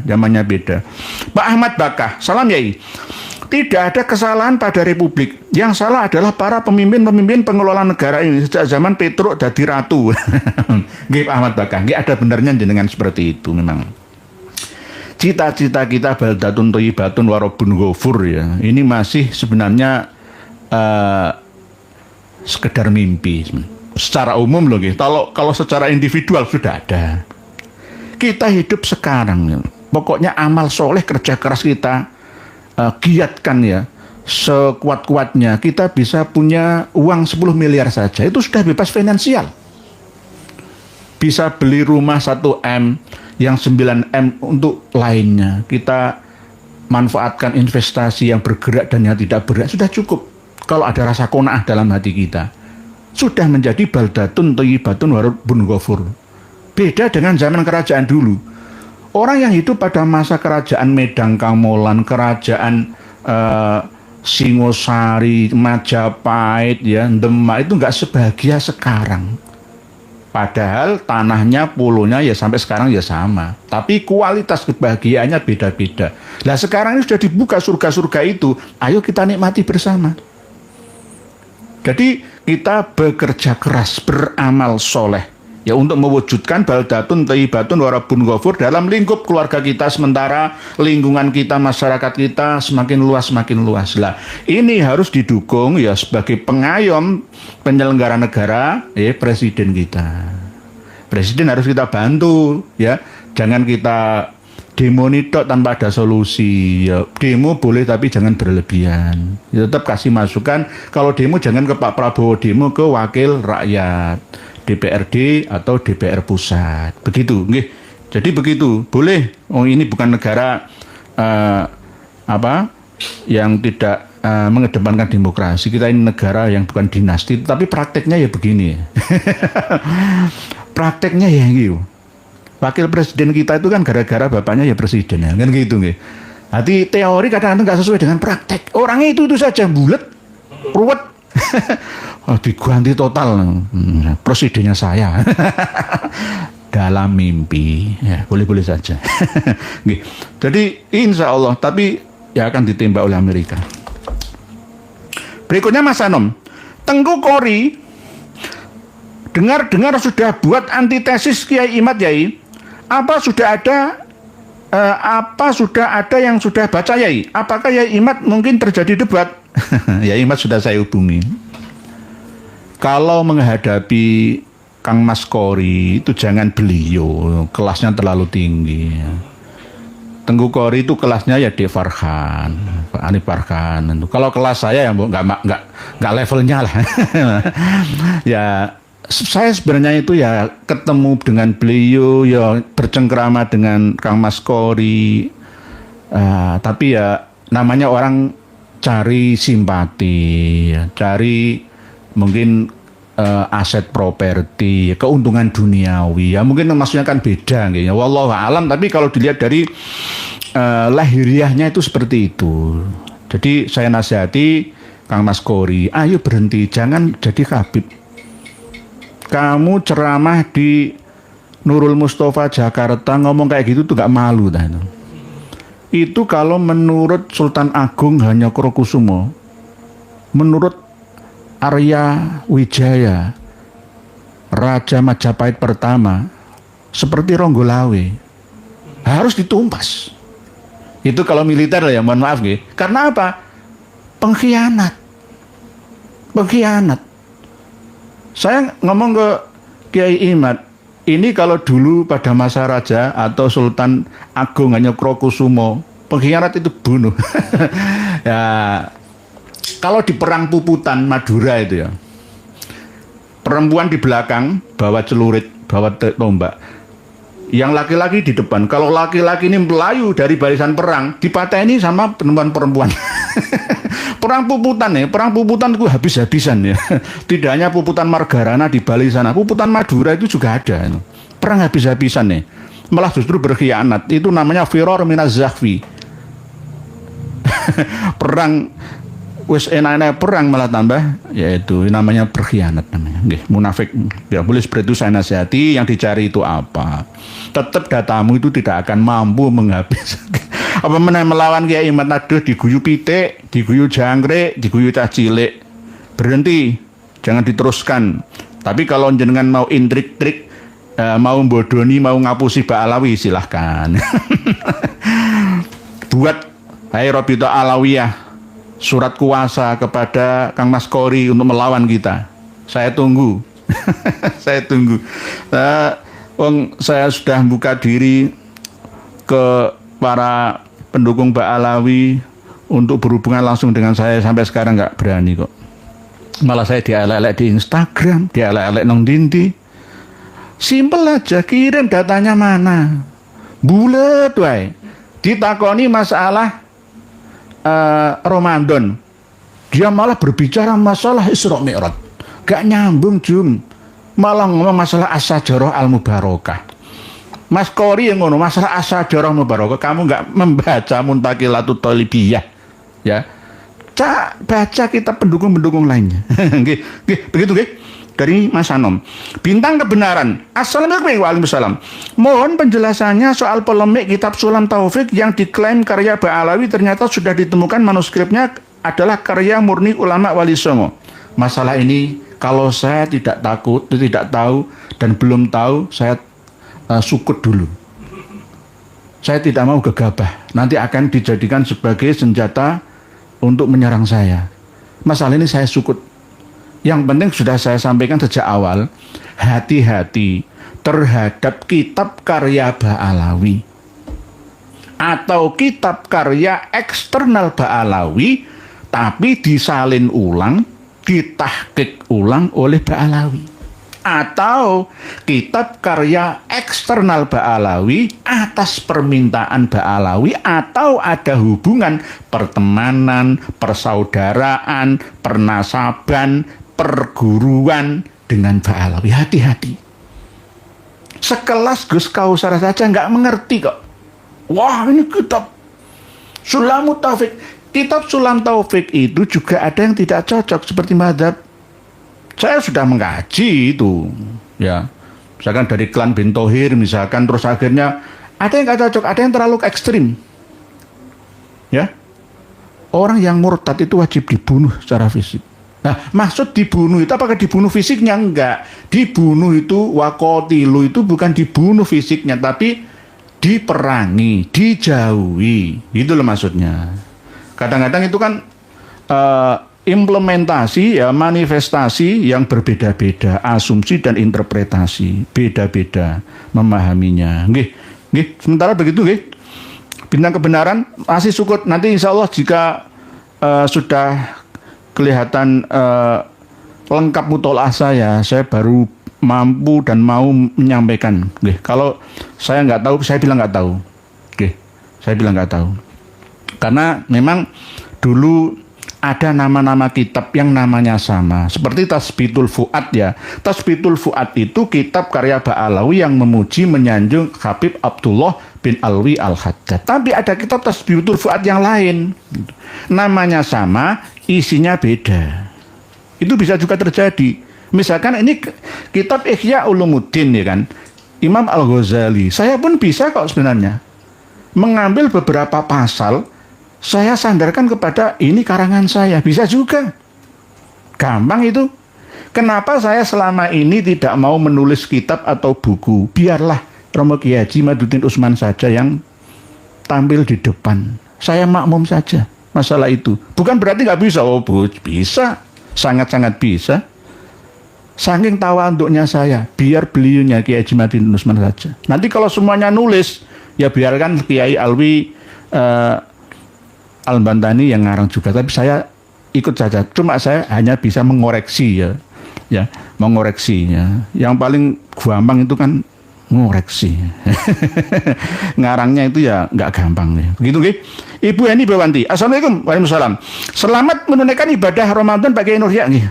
Juga para netizen. Semoga puasa kita meningkatkan takwa kita. Bangsa ini harus berbenah menuju adil makmur seluruh rakyat, nggih. Insyaallah didukung oleh panjenengan semua. Nggih. Islam harus di depan. Jargon rahmatan lil alamin itu kita terapkan. Tidak hanya ngayomi umat Islam saja, tapi juga ngayomi selain umat Islam dan bahkan sekelas hewan-hewan. Semuanya, ya. Dengan adanya Islam itu di satu tempat tersebut itu terasa nyaman, aman. Ya, itu namanya Islam. Man salimal muslimuna min yatihi ya min lisanihi wa yatihi. Begitu nggih, Bu Eni Banti nggih. Baca sholawat. Apakah ada dalam hadis Nabi yang menganjurkan nikah sekufu? Kalau sekedar menganjurkan itu ada. Hadis riwayat Imam Muslim nggih, Pak, baca sholawat. Pada zaman Rasulullah dulu itu pernah ada seorang sahabiah, yakni Fatimah binti Qais. Itu seorang keturunan Quraisy asli dari marga Fihr. Ada yang kelamar 3 orang, Pak, baca sholawat, yakni Usamah bin Zaid, Muawiyah, sama Abu Jaham. Nah, Muawiyah ini orangnya melarat. Terus Abu Jaham ini orangnya suka main tangan. Nah, Usamah bin Zaid ini mantan budak. Lalu Rasulullah menganjurkan kepada Fatimah binti Qais untuk menikahi yang sekufu, bukan dalam hal ekonomi saja, dalam hal akhlak saja, tapi sekufu dalam ketaatan beragama, yakni Usamah bin Zaid. Padahal sebenarnya Fatimah binti Qais ini tidak menyukainya, tidak mencintai Usamah bin Zaid, tapi karena anjuran dari Rasulullah akhirnya mengikuti dan akhirnya diberkahi kehidupannya. Karena Usamah bin Zaid ini orang yang taat kepada Allah dan Rasulnya. Alasannya itu. Jadi dari segi agamanya dan akhlaknya. Intinya tidak ada syarat sahnya nikah yang terdiri dari kafaah, kasta-kasta. Kiai tidak sah menikah dengan Habibah, tidak ada seperti itu. Fatimah binti Qais ini termasuk bangsawan Quraisy dari marga Fihr. Kok menikah dengan budak atas anjuran Rasulullah? Boleh. Yang dilihat pertimbangannya itu adalah agamanya. Di mayoritas atau jumhurul ulama tidak menjadikan kafaah itu sebagai syarat sahnya nikah. Tidak. Yang penting itu wali, ya, bagi mempelai wanitanya itu ridho, ya, ridho untuk menikahkan putrinya dengan seorang lelaki pilihannya atau dipilihkan ya oleh walinya tersebut. Yang penting suka sama suka dan agamanya sama. Cuma hanya sekedar anjuran saja, misalkan berbeda budayanya, ya, misalkan wanita dari Batak menikah dengan orang Jawa. Orang Jawa laki-laki itu kan kalem-kalem gitu. Lah Batak kan udah keras-keras. Lah ini beda. Nanti nggak kufu ya. Nah, ini masalah budaya saja. Tetapi kalau semuanya bisa menerima kelemahan dan kekurangan masing-masing pasangannya, ya nggak apa-apa. Tidak merupakan syarat sahnya nikah. Nggih, kafaah itu. Nggih, beda dengan aturan fikihnya kaum Ba'alawi. Pak baca sholawat. Kaum Ba'alawi itu kiai menikahi Habibah itu zina. Ibadahnya nggak diterima. Sampai kapanpun sebelum dia tobat atau bisa mengembalikan keperawanannya. Itu fikihnya Ba'alawi. Bahkan di dalam kitab yang pernah kita kaji bersama yang kata pengantari oleh Habib Umar bin Hafid juga sama. Bahwa kita ini adalah manusia yang paling mulia. Tidak boleh golongan wanita kita dinikahi oleh orang yang biasa-biasa saja. Itulah kesombongannya. Oke. Pak Rosi, Ibu Rosi Azkia Putri. Assalamualaikum warahmatullahi wabarakatuh. Apa hukumnya orang ngaku-ngaku cucu Nabi sedangkan dia tahu kalau nasabnya tidak tersambung? Salam sejahtera, semoga selalu ancamannya adalah neraka. Hidupnya sengsara, dunia sampai akhiratnya. Nggih, Bu Rosi Azkia Putri. Hadisnya Nabi kita, manidda'a ila ghairi abihi wa huwa ya'lamu annahu ghairu abihi fal jannatu alaihi haram. Atau berdusta atas nama Nabi kita, membuat cerita-cerita, diancam oleh Nabi kita, man kadzaba alayya muta'ammidan falyatabawwa maq'adahu minan nar. Nggih, begitu nggih, Bu Rosi Azkia Putri. Pak Pamungkas Pramana, kenapa dia pakai nama KGPAA Hamengkunegoro? Ini membuat konfusit dengan KGPA Mangkunegoro ke-10. orang akan salah duga dianggap pelakunya dan dari Mangkunegaran, bukan dari Keraton Kasunanan. Nggih. Ini harus kita berikan edukasi kepada masyarakat kita nggih, bahwa Hamengkunegoro dengan Mangkunegoro itu beda. Kalau sekarang yang berkuasa di Kadipaten Mangkunegaran itu kan Mangkunegoro yang ke-10. Okay. Tapi yang kalau di Mas Purboyo ini Hamengkunegoro Narendra ing Mataram. Jadi beda nggih. Cuma kadang-kadang orang awam sulit membedakan nggih. Pak Pamungkas Pramana, orang akan salah duga dianggap pelakunya dari Mangkunegaran. Kemarin kan sempat terjadi, ya kalau kita bongkar-bongkar aib orang lain kan nggak boleh. Sebenarnya saya juga punya cerita-cerita yang pribadi itu, saya tidak mau menceritakan itu. Jadi saya mohon kepada Dik Purboyo untuk introspeksi diri, ya, bahwa kita ini tidak boleh mengandalkan. Saya kalau ketemu beliau sopan, sangat hormat, sangat hormat. Kalau pas pisuanan ya saya menghormat beliau, tapi di luar acara pisuanan ya biasa. Kita ini semua sama. Nah, inilah yang tidak disukai oleh warga Boyolali, Klaten, Sukowati atau Sragen, ya, terus Wonogiri, Bawen, terus Karanganyar, ya. Itu tidak suka sistem feodal seperti itu. Oleh sebab itu dulu kenapa kok gagal menjadi daerah istimewa Surakarta? Ya gara-gara seperti ini. Rumangsa nek iki ndoro lah akhirnya. Oleh sebab itu tetap ayo podo-podo. Tapi juga harus diperhatikan bahwa yang nguri-uri adat budaya Jawa lebih tua Keraton Surakarta daripada Ngayogyakarta. 1742 kok. Kalau Ngayogyakarta kan 1755 kan. Beda, gitu. Lebih tua Surakarta, gitu. Nggih, Pak Pamungkas Pramana, demikian nggih. Berikutnya.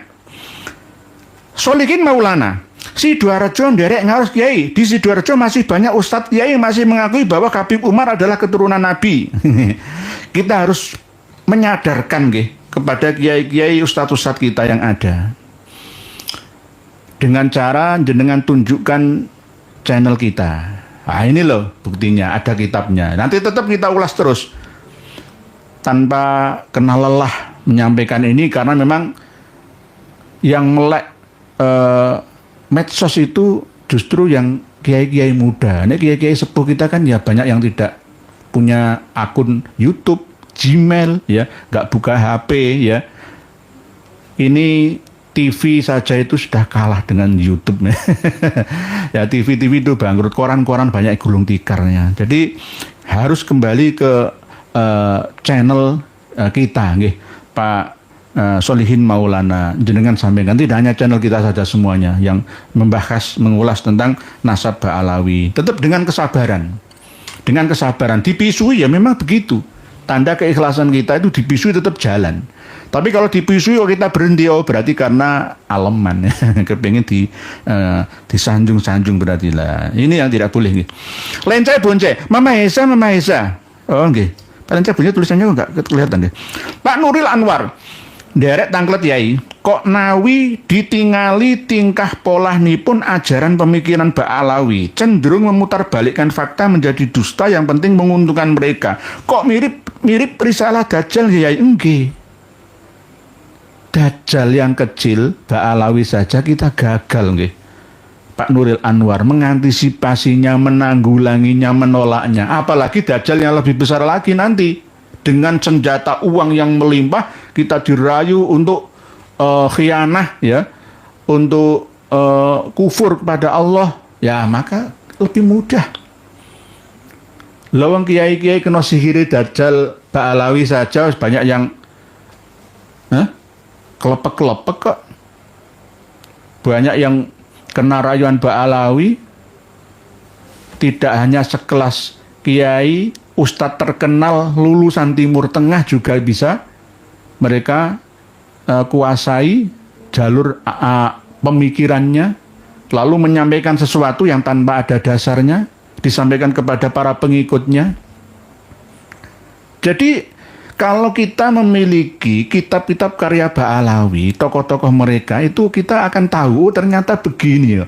Alur jalur pikirannya tertulis dalam tulisan karya kitabnya. Oh ternyata mereka itu Sufi, tapi Sufi yang bukan Sunni, lebih cenderung ke Syi'i Imami dan Syi'i yang Bahai lah ya, yang hulat, yang berlebihan, yang hulu dalam memuji imamnya, tokohnya.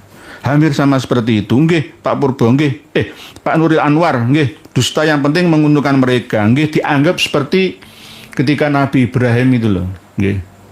Man fa'ala hadza bi aliyatina ya Ibrahim qala papiruhum hadza. Jadi antara berbohong dengan tauriyah itu seakan-akan sama. Takiyah. Jadi ciri-ciri aliran sesat itu bertakiyah, tidak mau terbuka. Disimpan, disembunyikan, dirahasiakan bulat, itu namanya ciri-ciri orang yang berdusta. Orang-orang yang katanya memiliki data ternyata zong saja. Nggih. Pak Halim kita, Pak Purbo kok. Arca-arca perunggu, arca dari batu, peninggalan kerajaan lampau, juga pusaka-pusaka baik keris dan lain-lain pada dipalsukan, kerja yang asli dijual ke kolektor Eropa Amerika karena hobi rajanya kawan kawin butuh biaya besar Kiai. Pak Purbo ini kerjasama antar kolektor dunia. Kenapa kok ya bisa sekelas patung, kepala patung asli yang disimpan di museum Surakarta kok iso hilang? Karena ada yoninya itu yang membedakan.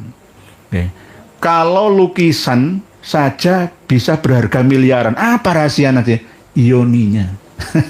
Kalau lukisan orang ya semuanya bisa, tapi ada yoninya. Yoni itu auranya, ada energinya.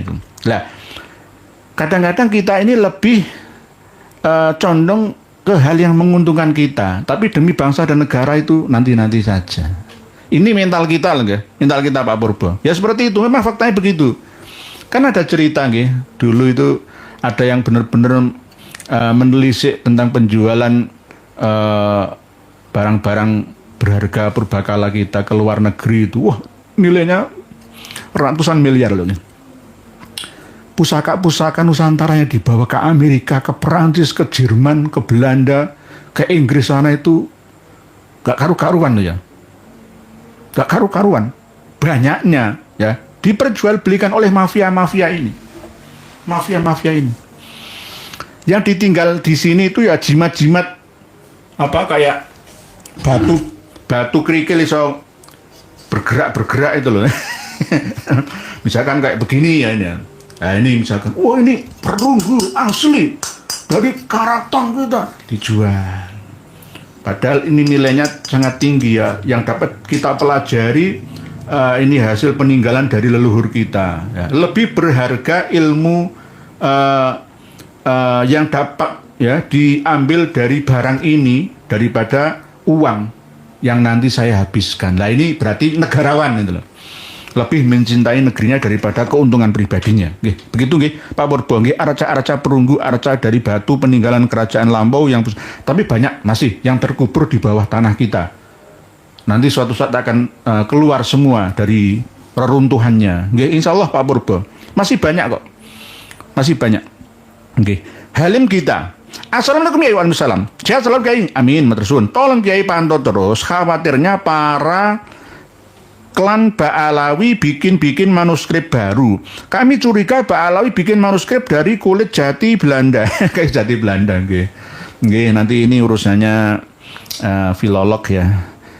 Prof. Munakim Ali. Insya Allah nanti sepandai-pandai tope melompat pasti akan terjatuh juga. Serapat-rapat orang menyimpan bangkai pasti akan tercium juga. Tak ada gading yang tak retak. Semua pasti akan terlihat. Kriminal pelakunya itu pasti akan terkejar cepat atau lambat ya, karena tidak ada kejahatan yang sempurna. Begitu Bu Halim kita. Berikutnya enggak langsung Bapak? Maaf ini bukan atas ini pilihan yang milih ini admin ya. Gak kaget ya. Bu Halim kita. Oh, nggih. Pak Ahmad Gufroni, stop sebagai bangsa komunal. Karena tak ubahnya seperti kerumunan saja yang apabila pemimpinnya disuap, menyerah atau mati, maka selesailah perlawanan terhadap penjajah. Nggih, Pak Ahmad Gufroni. Pak Ahmad Gufroni. Saya misalkan disogok 2M, saya terima demi saya dan pesantren saya jadi kaya, sudah nggak perlu berjuang cuap-cuap seperti ini. Oh, enak-enak sendiri. Tapi korbannya masyarakat kita. Ayo lawan Kiai Imad. Ayo yang batalkan nasabah Alawi, serang semua. Dengan hanya ongkos dunia, saya menerima 2 miliar, seminggu saya mati su'ul khotimah. Untuk apa? Untuk apa? Untuk apa? Bukan tujuan kita seperti itu. Nggih. Jadi kita harus benar-benar istiqomah konsisten. Dulu Jenderal Sudirman itu juga begitu. Hidupnya sederhana. Lebih membela bangsa dan negara. Ya. Dulu itu ada Kolonel Sudarsono itu ya, termasuk yang menculik Sultan Shah Syahrir, yang mengordinir daerah Surakarta, Hadiningrat ya untuk berontak ya. Jangan sampai di daerah istimewa DIS ya. Nah, ini mau ditangkap oleh Pak Harto atas perintah Pak Karno, tapi Pak Harto nggak berani. Alasannya apa? Pak Harto bilang, masa saya suruh nangkap pimpinan saya? Akhirnya apa? Pak Karno sama Pak Harto itu atos. Seperti itu. Dulu seperti itu. Jadi sampai ada yang tewas diabadikan menjadi jalan Slamet Riyadi yang ada di Surakarta itu kan ya, gara-gara perang itu ya. Mulai tahun 46, 47, 48 sampai 49 ya, serangan serangan Maret itu, nggih, serangan mendadak itu, nggih. Jadi para pejuang-pejuang kita dulu itu masalah tahta itu nomor 2, nomor 3. Yang pertama berjuang, merdeka. Nah, begitu, nggih. Pak Bu Mawar Biru, pemangku keraton dan kasultanan sangat diuntungkan dengan lahirnya Mujaddid Kiai Haji Maduddin Usman yang membuat para raja-raja Nusantara tidak tertipu nasab palsu Mbak Alawi. Nggih, sama-sama saling menguntungkan Bu Mawar Biru. Dengan adanya informasi dari kita-kita ini, Sri Sultan Hamengkubuwono ke-10 sekarang tidak lagi kerjasama dengan Darul Hasyimiyah, ya, yang dulu dipepet, ya, yang akhirnya tidak paham tujuannya apa. Wong ini agama kok ya, agamawan ya, spiritual ya. Ya akhirnya tapi sekarang sudah agak menjauh. Karena ternyata ngerubah-rubah sejarah ternyata. Nah itu akhirnya diamputasi ya. Nah ini yang ngendika Gusti Yudo ya, adiknya Sri Sultan Hamengkubuwono sendiri. Jadi begitu. Jadi alhamdulillah ya, sama-sama tetap harus kita gelurakan terus Bu Mawar Biru.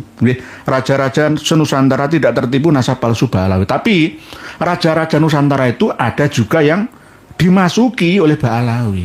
Kita ingat perjalanan keraton Banten ya. Ada Habibah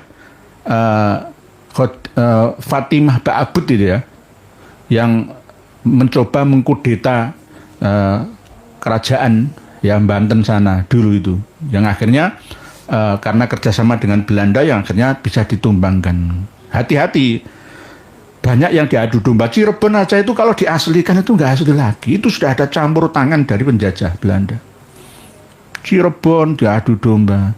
Dulu tuh kenapa Kak Sultan Agung gagal untuk mengirim ekspedisi untuk mengusir Belanda company ya dari Batavia, gara-gara ya pengkhianatan dari Cirebon juga dan Banten. Mohon maaf ini kalau buka luka lama ini nggak ada habisnya.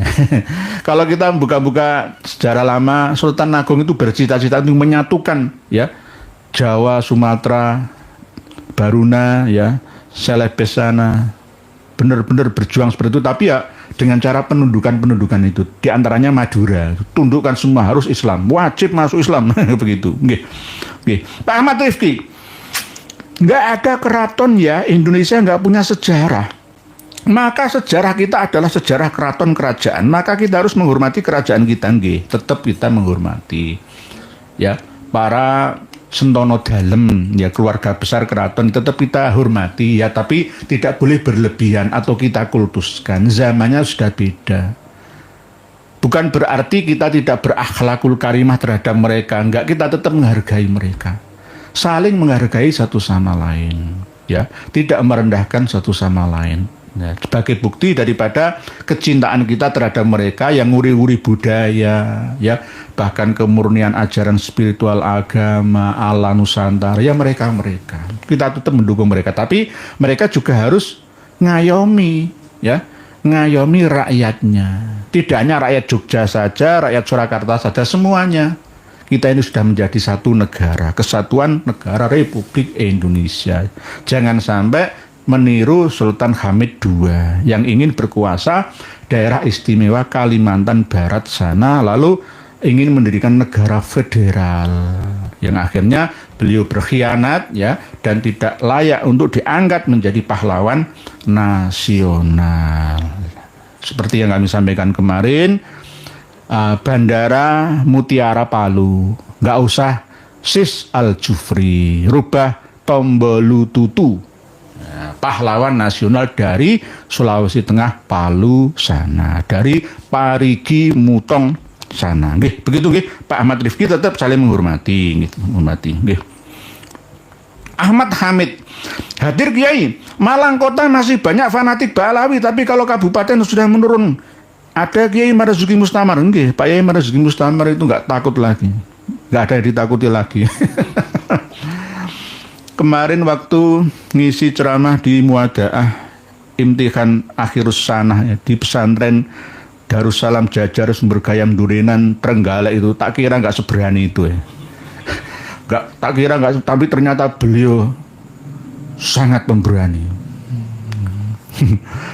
Saya harapkan nanti di Lirboyo, di Hidayatul Mubtadiin, di Peloso Mojo, beliau berani seperti itu. Untuk menyadarkan, membangunkan ya orang-orang yang ngantuan ya, yang nggak tersadarkan selama ini. Nggih, Romo Kiai Haji Marzuki Mustamar, nggih. Saya masih komunikasi dengan beliau Pak Abdul Hamid, nggih. Makassar. Setuju Yai. Zaman Khalifah Umar justru pemimpin yang paling belakang kesejahteraannya, yang didahulukan rakyat-rakyatnya dulu. Sekarang zamannya terbalik. Nggih. Zamannya sekarang terbalik. Alasannya apa nggih? Pak Makassar. Saya melayani rakyat, tapi kalau saya sendiri melarat ya bagaimana? Itu alasannya seperti itu. Boleh seimbang itu loh, seimbang. Ada sarana prasarana, misalkan perumahan, ya sarana transportasi bisa cukupnya. Ini penyakit kita, empati simpati kita ini kadang-kadang minim. Contohnya apa? Di luar jam kerja ada mobil plat merah, ya, apalagi pas liburan panjang ya, mobil plat merah dipakai untuk kepentingan pribadi keluarga, itu sebenarnya kan nggak boleh. Ya ini termasuk al-khaya'u minal imannya mereka itu diuji coba. Kalau mereka tetap percaya diri, wah aku pakai sepeda motor plat merah, itu milik rakyat, gunakan untuk melayani rakyat. Begitu. Oke. Kalau kita semua sadar seperti ini, nanti insya Allah 2045 Indonesia emas akan tercapai kita. Nggak nunggu 2045. 2030 saja sudah perak ya, menuju ke emas. 100 tahun setelah kita merdeka kan 2045 nggih. Sekarang kan 79 nggih. 2045 akan emas kita. Tapi harus dimulai dari sekarang. Termasuk budaya korupsi tadi. Budaya KKN. Sudah 27 tahun yang lalu digelorakan sejak masa reformasi kita. Kita berantas KKN, mana buktinya? Harus benar-benar diperlihatkan ke khalayak umum siapa-siapa pejabat negara yang dipenjara. Nanti yang dipenjara namanya saja. Ini namanya membohongi rakyat kita. Nah misalkan ini saya nggak menyebut nama ya, Verdi Sambo misalkan, nggak nyebut nama lagi Setia Novanto ya, harus di-shooting, dilaporkan ke rakyat, ke umat setiap 3 tahun, 3 bulan sekali, triwulanan. Ada laporan, ini benar-benar di penjara. Tempatnya ini loh, biar kapok. Lah kalau hanya di penjara, hartanya tidak disita oleh negara, ya alah, uang itu segalanya kok. Yang di penjara itu nama saja, fisiknya bisa kemana-mana. Ya inilah ya kelemahan hukum kita. Nggak perlu polisi untuk naik jabatan mencari kejahatan, nggak perlu. Untuk berprestasi itu tidak perlu menciptakan kriminalitas baru, membuat satu mafia baru. Ini yang perlu direformasi di dalam tubuh Polri, sama-sama gitu loh. Ini tugasnya wakil rakyat kita. Lah wakil rakyat kita ini banyak yang cari uang saja. 5 tahun bekerja, tunjangannya, pensiunannya itu cukup besar ya jumlahnya, membebani uang rakyat kita. Nggih, Makassar begitu nggih. Terima kasih matur suwun. Berikutnya Pak Apik Hakim. Di desaku dan sekitarnya juga sedang panas-panasnya habis duhur fatayat NU pakai toa baca berjanji sampai waktu asar. Lah Pak Apik Hakim, sampaikan video saya, wahai fatayat NU, kalau pakai toa itu lihat dulu masyarakat di sekitarnya. Wayahe wong istirahat ya. Kalau kamu mau darusan sampai jam 12 malam, nggak apa-apa. Nggak usah pakai toa. Pakai speaker dalam internal masjid musola. Cukup kamu dengar saja. Ini yang kadang-kadang Islam itu dinilai oleh non-muslim itu milih menangi dewi gitu loh. Padahal tidak, dalam aturan Islam tidak seperti itu. Ini aturan internal mereka. Dilihat dulu lah. Posisinya, lokasinya seperti apa. Kalau satu kampung masjid itu berjauhan dengan pemukiman, ya cuma satu-satunya, ngelik-ngelik suaranya api, bagus ya, nggak apa-apa. Tapi kalau kampung padat penduduk, pemakaian toa itu harus bijaksana. Ikuti aturan Menteri Agama kita, aturan negara kita, mendahulukan kepentingan umum. Di sini alhamdulillah dulu sampai jam 12 malam itu tadi. Sekarang sudah turun, jam 10 turun. Darusan tapi di dalam. Silahkan sampai subuh apa sakarmu gitu. Lah, di desaku dan sekitarnya juga sedang panas-panasnya habis zuhur, PTNU pada tua pada berjanji. Lebih baik ya oke, kalau mau beraktivitas yasinan, tahlilan, istighosahan, dibaan, berjanjinan, monggo, tapi nggak usah ketua luar. Toa luar itu hanya untuk adzan, iqomah, pengumuman penting, pengajian akbar saja. Kalau setiap ada kegiatan, pengumuman arisan, kabeh toa atas. Sing ngrungokno itu loh. Suara itu mengandung energi yang secara sengaja atau tidak sengaja ditangkap oleh semua orang. Ini padha karo melu ngeluh loh ya. Sing muslim saja melu ngeluh, apalagi yang non muslim. Alasannya mengusir setan, berarti sih nggak seneng siar Islam berarti setan loh, malah ngono. Nggak begitu. Ini peran kiai, ustadz setempat, takmir masjid musola setempat harus bijaksana. Oh, di sekitar masjid musola ada orang istirahat baru pulang dari hutan, dari sawah, ya, dari tempat kerja, butuh istirahat tidur siang, ya. Terus ada yang sakit gigi, ya, ada yang sakit tua, ada yang bayi kecil. Ini yang perlu diperhatikan. Nggih leres Pak Apik Hakim. Nggih sampaikan dari Kiai Indonesia di negara gitu. Nggih. Ini insya Allah kita lanjut kembali pada beberapa hari lagi. Insya Allah kami mohon doa semoga sehat walafiat selalu. Panjenengan juga begitu, selalu diberikan panjang umur, sehat walafiat, rezeki melimpah barokah ya untuk bekal ibadah, sehingga kita masih tetap berlanjut mutolaah ya, mencari ilmu minal mahdi ilal lahdi ini. Untuk kesimpulan pertemuan kita malam hari ini singkatnya adalah bahwa Dik Purboyo ini harusnya introspeksi ya, jangan menulis sesuatu yang menyebabkan kegaduhan ya. Kalau toh ingin mengingatkan pemerintah gara-gara masalah-masalah yang koslah di negeri kita ini ya, dengan cara yang apik ya, yang rapi dan bijaksana. Dan nanti jenengan berkarir ya di luar keraton saja.